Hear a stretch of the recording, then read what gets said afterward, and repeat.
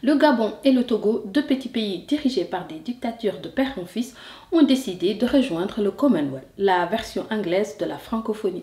Le Commonwealth est une fédération d'anciens territoires britanniques formée en 1949. Elle est de plus en plus remise en question. Plusieurs pays veulent sortir de la monarchie britannique comme la Barbade en novembre dernier. L'Australie a depuis le mois de mai un ministre délégué chargé de la suppression de la couronne dans le pays.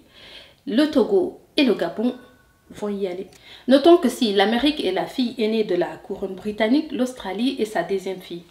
Donc des filles abandonnent les mamelles de leur mère. Vous voulez aller téter. Tiens la famille, bienvenue sur Aganisha, je m'appelle Tanoum Lele et je donne mon avis sur l'actualité même si personne ne me l'a demandé. Abonnez-vous, activez la cloche de notification pour les prochaines vidéos, partagez, taguez vos amis pour faire grandir notre communauté. Et si vos moyens vous le permettent, vous pouvez contribuer à me permettre de continuer de faire le travail que je fais via Tipeee ou Paypal qui se trouve dans la barre de description. Ali Ben Bongo Ondimba n'est pas à une maladie près. Son père était chrétien, s'est converti à l'islam. Il aurait pu redevenir fétichiste, comme ses ancêtres. Non, il est devenu musulman et il a même poussé le mimétisme jusqu'à adopter le Ben. Pour notre estropié physique et mental, je le cite, c'est un tournant géopolitique majeur par la nécessité d'appartenir à un autre espace multiculturel dans un monde globalisé. Fin de citation. C'est tellement plus sympa d'appartenir à autre chose qu'à soi-même. Il y a une cinquantaine de langues au Gabon. À lui seul, c'est une communauté de nations, autant de langues à sauver et de solutions à découvrir. Le Togo, lui, veut, je les cite, la reconnaissance internationale d'un renouveau historico-politique. Ne me demandez pas ce que ça veut dire, je ne sais pas. Ok, j'ai pas fini ma formation en langue des imbéciles.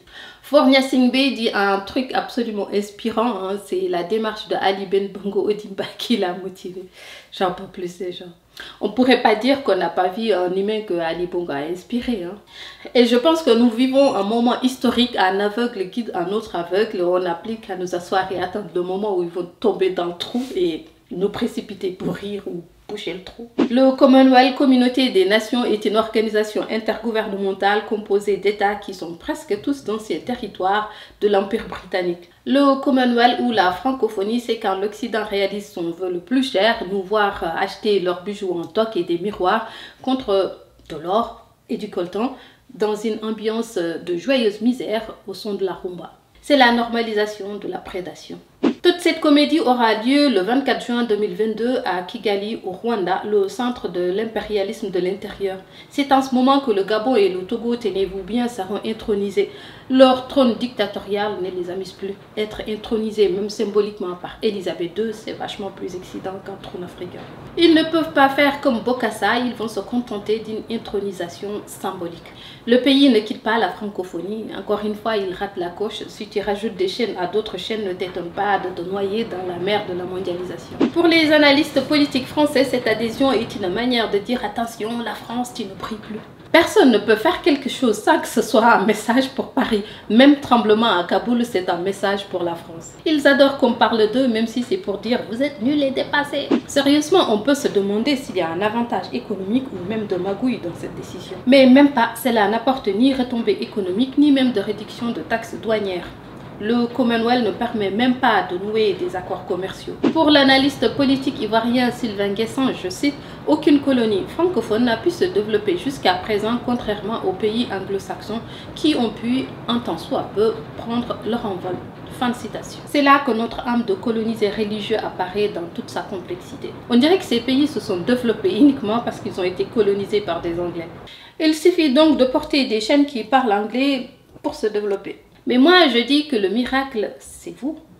Démissionnez, cassez-vous. Le Commonwealth représente un marché de plus de 2 milliards de consommateurs. Encore faudrait-il que le Togo et le Gabon aient quelque chose à vendre. Le rêve de Ali, c'est de voir les petits Gabonais parler anglais. Non, il ne veut pas que la cinquantaine de langues gabonaises soient apprises à l'école, mais l'anglais. Cela aurait pu être le miracle, non? Décidément, le faiseur de miracles ne nous aime pas tant que ça. Voilà, dites-moi en commentaire ce que vous pensez du sujet. Partagez, likez, commentez. On se retrouve bientôt.